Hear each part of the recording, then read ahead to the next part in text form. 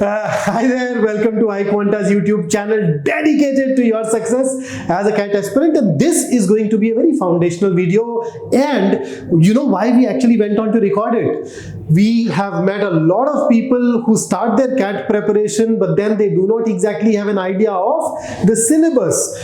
They think that it is similar to a banking exam or a law entrance exam, but then the truth is, although the sections may be the same, English, Quant, etc., but then within each one of those sections there are these nuances, there are these things that get asked in the CAT and not in the other exams, and vice versa.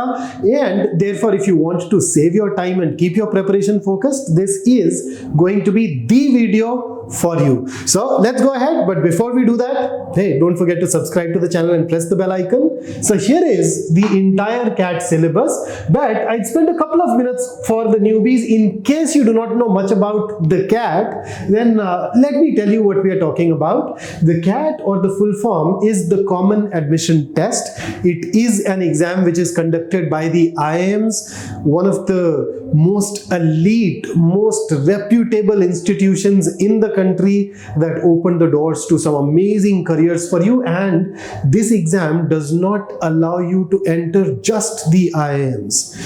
If you look at all the non-IIMs in the country, you'd find that a very large chunk of them also base their admissions on the CAT scores. In fact, have you heard of colleges like FMS, Faculty of Management Studies, Delhi University, or IIFT, or MDI Gurgaon, or SP Jain, and this year I'm recording it in 24, even TISS, Tata Institute of Social Sciences, has started using the score of this exam, and that's not it. These are just some of the colleges that I have written here. The truth is that you can apply to more than 1,300 colleges with the help of this particular exam, and therefore I think that makes it a very premier exam for anybody who wants to get into management. So what exactly is the pattern of the CAT? So I don't even think of CAT as a single exam. This exam is divided into 3 sections, and every section has 40 minutes allotted to it. So in a way, you write 3 40-minute exams back to back. So 3 timed sections of 40 minutes each. What are these 3 timed sections? So you get verbal ability and reading comprehension. Then you have this section called data interpretation and logical reasoning. And finally, a section known as quantitative aptitude. So VARC, DILR and QA is how we typically be calling them moving forward. The total number of questions that you get in this exam is 66. 24 belong to verbal ability, 20 to DI and LR, and then 22 to quantitative aptitude. But unlike a lot of other exams that you know, where all the questions are multiple choice, in the CAT exam you get a combination of multiple choice questions and non-multiple choice questions. So yes, there are questions where you need to arrive at an answer and then share that answer with the examiner. And let me give you a quick lowdown. So in the verbal ability section last year we had 4 questions that were non-MCQs. Then in DILR 8 non-MCQs and the exact same number of non-MCQs in quantitative aptitude as well. So how do we prepare for this particular exam? How do we get into those top colleges through this? So now what I'm going to share with you is not something that is new. You have prepared for a lot of exams in school, in colleges, and then, dare I say, even life. So whenever you prepare for any exam, what is the first thing that you look at, without which the preparation cannot even start?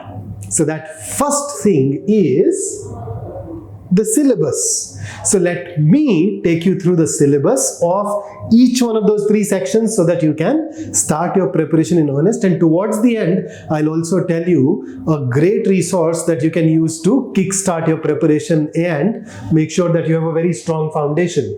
So the VARC section of the CAT, as the name itself suggests, it is divided into two categories, verbal ability and reading comprehension. Now, RC is one of those gray areas. A lot of people do not even know what they are supposed to do when it comes to RC. All that they end up doing is practice passages and some more passages and some more passages, and when they don't get things right, they become frustrated. But RC also has certain learning objectives, certain things that you can go on and master. So what are those? There you go. So one of the things that you can choose to work on is your reading speed. Then it is reading comprehension, right? So you can also go ahead and improve your ability to comprehend. You can level up your comprehension. And then in order to become more accurate and faster, you can improve your retention of the passage. You know, when you read the passage, you're supposed to retain it, you're supposed to create an overview out of it. So that's an aspect that you can work on. Then within RC, there are a lot of different question types that get asked.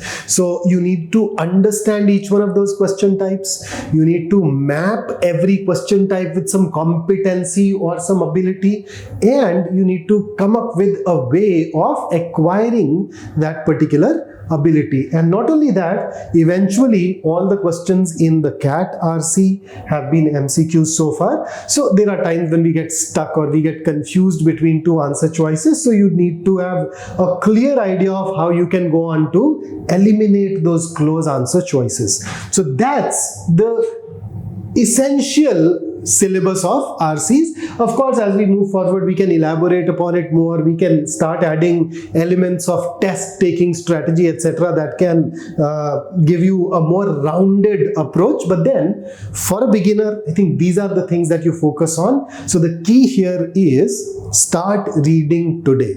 So read something which you find challenging so that you grow, and apart from that, yes, of course, continue to attempt your passages. And when it comes to verbal ability, things are more or less straightforward. We get 4 paragraph based questions in the CAT exam, and those 4 questions are: number 1, best summary of the paragraph. The examiner gives us a paragraph followed by 4 alternate summaries. You're supposed to choose the right answer. Then para jumbles, paragraph odd one out, and para completion. That is it. So unlike a lot of other exams where you would have questions based on grammar, questions based on vocabulary, and you may end up preparing for all those things, but in reality you won't even require them for the English section of the CAT exam. For that matter, how many exams have you heard of that ask you fill in the blanks? How many of them ask you close paragraphs?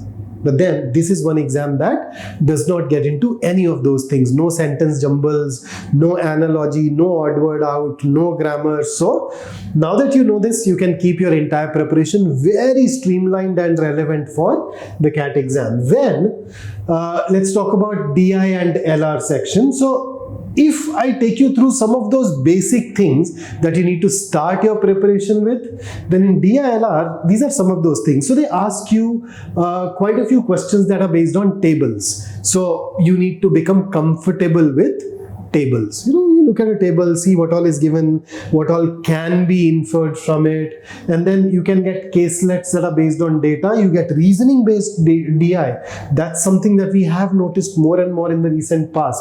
Then a lot of different types of graphs. You notice column graphs, bar graphs, then quite a few charts, line charts, pie charts, radar charts. So all of these are new ways of presenting data that you may not have witnessed earlier.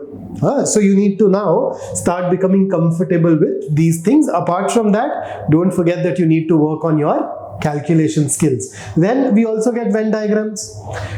Beyond this, if I focus a little more on the LR side of things, you can get questions based on roots and networks, bubble chart, binary logic, games and tournaments, a lot of questions, arrangements, team formations, order and ranking. So when you start your preparation, start with these things, and once you become comfortable with all these different forms of visual representation of data and logical ways of thinking, then you can start orienting yourself towards the kind of questions that are being asked more frequently in the CAT exam. So if I look at the last 3 years, these are the recent trends.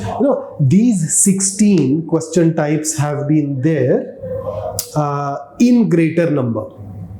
So start from there, and once you've become comfortable with each one of those things, you'd like to move towards practicing these things with some added focus. Okay, so look at this. You have Gantt chart, maxima minima concepts, even algebra based caselets, some questions built around missing data, and then of course, as you keep working with us on this channel, we'll keep adding to your knowledge and we'll keep introducing you to all these question types subsequently. And finally, when I talk about quantitative aptitude, we broadly divide it across 5 modules. So you have questions based on arithmetic, algebra, geometry, numbers, and modern math. If I look at these individually, and see, I've arranged them in an order of decreasing priority, right? So you get a lot of questions from arithmetic and algebra. These two are practically half the section. Then a fair bit of questions from geometry, and then a few from number theory and modern math. So within arithmetic, the chapters that you'd want to start with are these 6. So focus on these in the at the beginning. Then similarly, if I talk about algebra, these are the areas that these 6 so-called chapters are the ones that you can definitely go ahead and start with. You can take screenshots if that helps. Then when it comes to geometry, once again, these are the 6 areas, the 6 things that you need to start with and master. Then if I talk about numbers, because they don't get asked very often, I'm giving you some of the key ones that you want to master. So start with these 3. And similarly, when it comes to modern math, you have these other 3 things. So that's basically a syllabus for modern math. So now that I've told you everything, you may have a question, and the question would be, how do I start your preparation? So one way of starting your preparation is, just go ahead and attend lectures on YouTube, and then, but then they may not be given to you in a very structured way. Okay, a really nice resource, and dare I say the best resource that you can work with is right here. Notice iQuanta. So if you are a beginner, you notice that you have some strengths and some weaknesses, some areas of comfort, some areas of discomfort. So year after year, I meet a lot of engineers who come to me and say, sir, I'm good at Quant, DILR is okay, but then English is what worries me. So what do I do? So you know what we have done here at iQuanta? We have created a foundation module for English, and that is called Engineers VARC. So if you are, and don't worry about these labels. The key thing is this: if you believe that English is your weak point, you have a foundational module there. Similarly, if you believe that Quant is something that you're weak at, at the end of the day, it is an aptitude exam. At the end of the day, it does ask you those things that you've studied by and large till 10th standard. But then, what if you were not very comfortable with math back then? Or what if you don't remember those basics that you learned in school? So, you don't need to now pick up those books and go through those. We have ensured that all the key concepts relevant for the CAT exam are covered in non-engineers quantitative aptitude. So your English and Quant become sorted the day you choose to join iQuanta, because these modules are available to you the instant you get access to your dashboard here. So you can start with your preparation here. If you have more questions, do not hesitate in leaving them down below, and we would love to get back to you on those. And if you want more such informative videos about areas that you wish to know more about, just reach out to us and we would do that. And before you go, don't forget to like this video, and yes, once again, do subscribe to our channel and press the bell icon. We keep on bringing a lot of sessions for you, and those sessions can add a lot of value to your preparation. And here is a thought before you leave. I never dreamed about success, I worked for it. So now, I'm not saying that don't dream about success, don't dream about the irons, do dream, but then at the same time, make sure that you also work towards them. That's it from me in this session. I will see you in the next one. Until then, stay safe, stay focused, stay in touch. I'll see you soon. Take care.